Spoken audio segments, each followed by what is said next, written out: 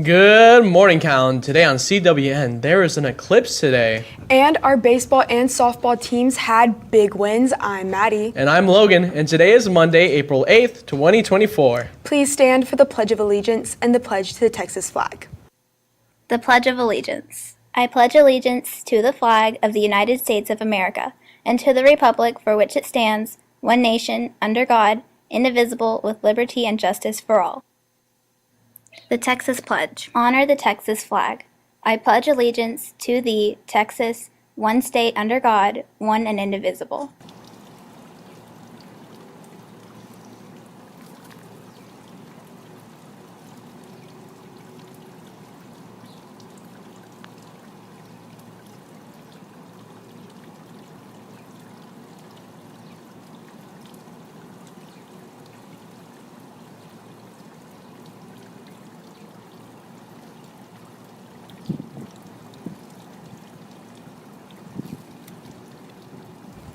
As you all know, we have a special phenomena going on today, the total solar eclipse. It is very important that you do not look at the sun without protective glasses. It is very dangerous and eye damage will occur if you do. And make sure you don't go look at it if you aren't with any of the science classes that are going to see it. And if you should always ask for permission as well. Just a reminder, if you are not taking the English 1 EOC on Wednesday, you will not have to come to school until 1 p.m. Ms. Burkhart's class had a lab over testing the speed of sound. We spoke to her to see what that's all about. Hey Kat, today I'm here with Miss Burkhart and Quentin. So Miss Burkhart, you are doing a lab in physics today. Can you tell me about that? Yes, we're investigating and trying to figure out what the speed of sound is, so and cool. we're finding it two ways. We're going to find it one way using resonance in a tube, and the other one by measuring the temperature in the classroom. Wow, that's really interesting and cool. So Quentin, can you tell me what you think of the lab and what you're learning from this? It's pretty fun. We're learning quite a few things, honestly. Ms. Burkhart is helping us out a lot. My classmates Diego and Amden are helping me out. It's pretty fun, though. That's really good. That's all from us. Now back to the studio.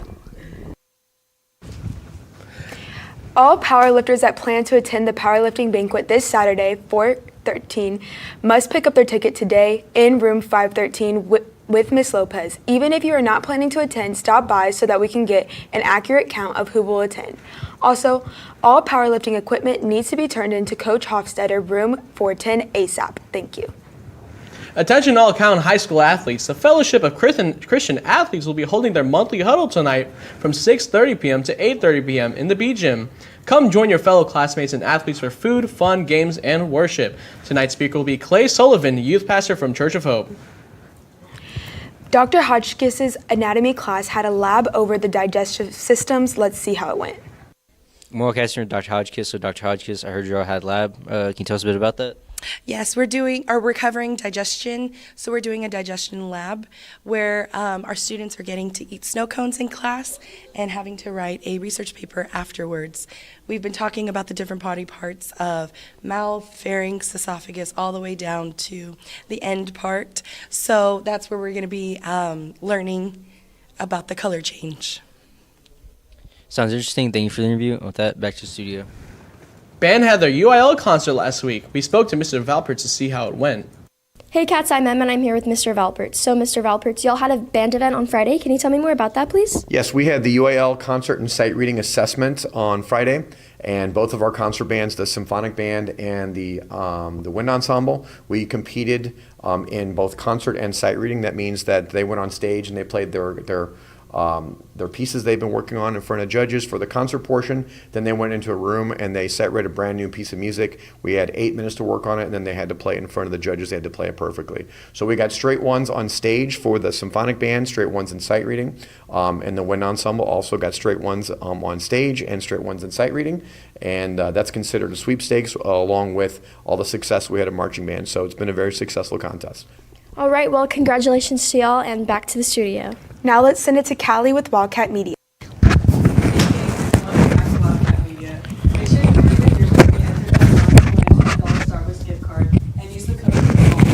$5 off your yearbook and check out at Calallen Wildcat Yearbook for sneak peeks of some of the pages. Now that's all for media. Back to the anchors. Thank you, Callie. Now let's send it to Maddie with the rundown sports right after this quick break. Good morning, Wildcats. This is just a quick PSA. Make sure you're following the dress code. It's been super strict lately, and there are serious consequences if you don't follow them. Thank you. Now back to the studio. Our varsity track is normally in the spotlight, but today we have some JV track to cover. We caught up with Camden to see how he did in his sprints and relays. Hi, I'm Carrie Kyle with Calallen TV. I'm here with Camden. So Camden, I heard y'all had a track meet last week. How did that go? So on Wednesday we had semifinals and I qualified for my 200, and then on Thursday we had finals. That's when all the relays were. I got first place in my 200 during finals, and then the 4x1 we could have gotten first, but we messed up the handoff and ended up in second. And then the 4x2 we ended up getting first place. Very good, thank you. Now back to the studio. We also spoke to Drew to see how he did at JV hurdles. Let's take it to him. Hey Cats, I'm here with Drew. Drew, can you tell us about the 300-meter hurdles? It went good. I got first place. Ran a time of 43.9 seconds, which was a PR for me this year. There was good competition for me, and I still have a lot of room for improvement, and I'll work through it over the years of high school, and we'll see where it gets me. That's great. Back to the studio. We also spoke to Coach Pettis to see how the girls' track did. Let's take it to her for more. Good morning, Wildcats. I'm here with Coach Pettis. So, Coach Pettis, y'all had the district track meet. Can you tell me a little bit about that? Yes, sir. Yesterday, we completed the second day of the district track meet. The girls did amazing. Our JV girls finished second place in district. Our varsity girls finished first place, so they did awesome. Coach Fowler and her coaching staff have done an awesome job with them. We have all three of our relay teams advancing to area, and we have plenty of individual girls moving on to area next Thursday at Alice High School. Thank you for your review. With that, back to the studio. We spoke to Drayton to get some more information on baseball's big win against Alice. Hey Cats, I'm here with Drayton Mitchell, varsity baseball player. So we had a game on Friday against Alice. Can you tell me how the team did? We started off a little slow. Then once the third inning came around, we started hitting, and bats got hot. Can you tell me how you did pitching-wise? I started off a little slow. Couldn't find the strike zone early on. And then around about the second, I started finding the zone better, and they couldn't touch me. All right, thank you. That's all from us. Now back to the studio. Our softball also had a big win against Alice. We spoke to Coach Lentz to get some more information. Good morning, Wildcats. I'm here with Coach Lentz. Coach Lentz, I heard y'all had a big win against Alice. Can you tell us a little bit about that? Yeah, we did really well. We won 10-0 in 5 innings, and Bianca Gonzalez got the win and had a shutout. She pitched a great game. Offensively, we did some awesome things. Had 4 home runs. Alana Almaraz had 2, if I'm not mistaken. Almaraz had 1, and Braylon Bailey had 1. So it was fun. It was an exciting night, and it was parent night. So I thought it was really special. How did Alice play, and what do you think secured y'all the win? Alice played hard, and honestly, I think Bianca pitching how she was pitching, moving it, mixing it up, working on some stuff, really made the difference. Who y'all gonna be playing next? We have Bishop on Tuesday. We have TM on Friday. Bishop's in second place. TM's in third place, I believe. Both of those teams are good teams, and they're getting better. So we definitely need to make sure we focus up and take care of business this week. Thank you for your interview. Good luck with your game. And with that, back to the studio. And that's the latest on Calallen Sports. Back to you, Logan. Thank you, Maddie. And now it's time for your weather report with James right after this quick break.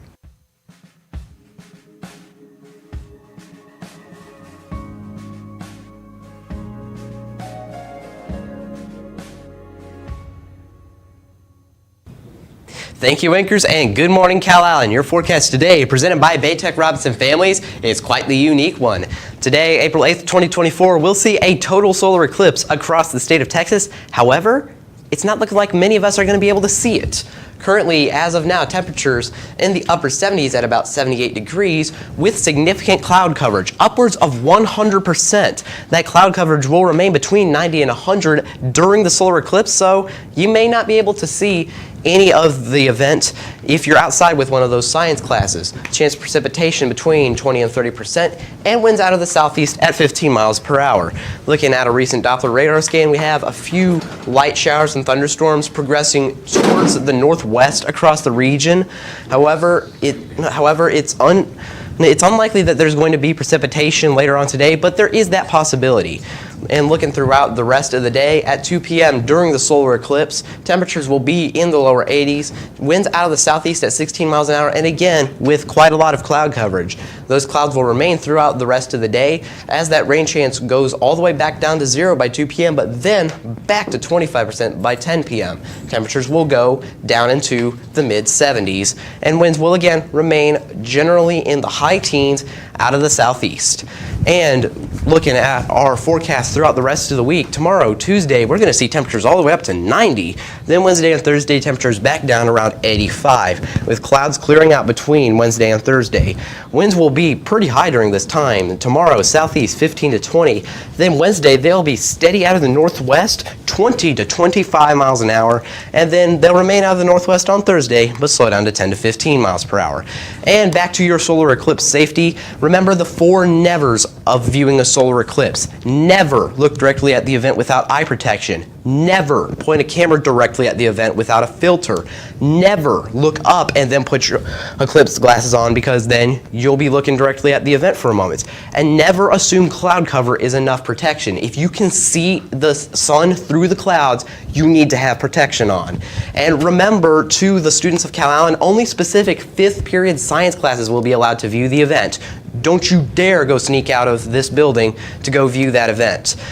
Again, the timing of the event, it'll begin around 12:15 p.m. and end just before 3, with maximum coverage of about 93% around 1:30 p.m. And in other news, we have 12 days left until prom, and that's 2 school weeks, folks. So we better get ready quick. With that, let's take it back to the anchors. Thank you, James. And if you have not already bought your prom ticket, they will be selling them at all lunches. And that's all your announcements for today. Now it's time for your joke of the day. So guys, which mobile phone carrier do track stars use? I don't know, Logan. Which one? Sprint. For all you social people out there, make sure you're following us on Facebook, Twitter, TikTok, and Instagram at CalallenTV for all the latest updates. Also, subscribe to us here on YouTube to catch all of our latest videos. And as always, stay classy, Calallen.